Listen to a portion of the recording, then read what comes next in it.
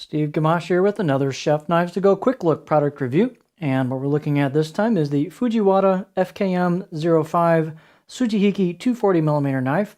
So this is their stainless line. The steel is AUS or AUS 8, maybe 8A, full stainless steel. The heat treat on that is about 58 to 59 Rockwell, and the construction is mono steel, so there's no cladding or layers. It's all one block of steel that they make the knife from. And it's a good steel. It's got some toughness to it. It's not taken to a super high hardness. And these are really good for pro kitchens or home use as well. So it's a very popular line in pro kitchens.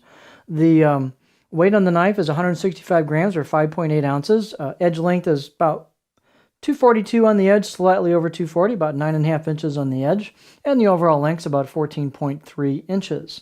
The spine thickness on these are about 2.2 coming out of the handle, and then about halfway down I measured it, it's about 1.9, and then it starts to kind of gradually thin out towards the tip as you get down the knife line. So it is kind of a continuous taper as you go down the knife, and then you get towards the tip. It's not like ridiculously skinny at the tip, but it's thin enough that it'll do a nice job. The blade height is 34.6 on these, so they've got a little bit of height to them.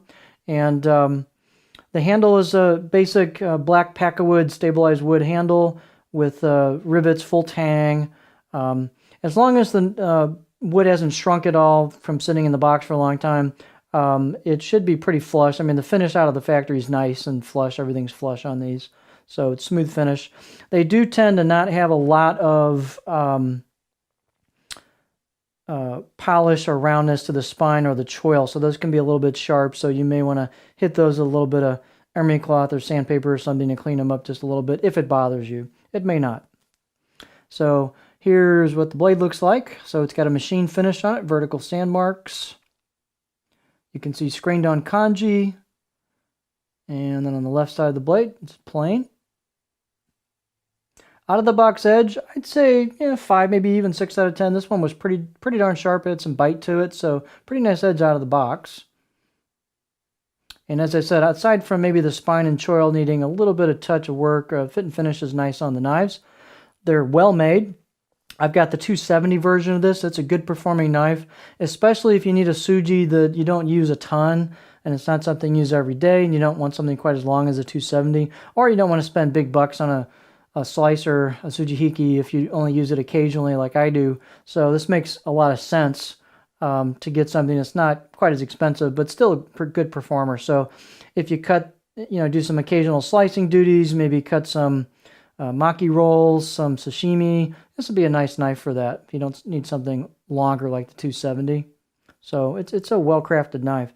Let's take a look at it on a cutting board, because some people do use these for some utility chores as well and some basic prep, or maybe grab a knife for multiple purposes. So here's what it looks like on the cutting board.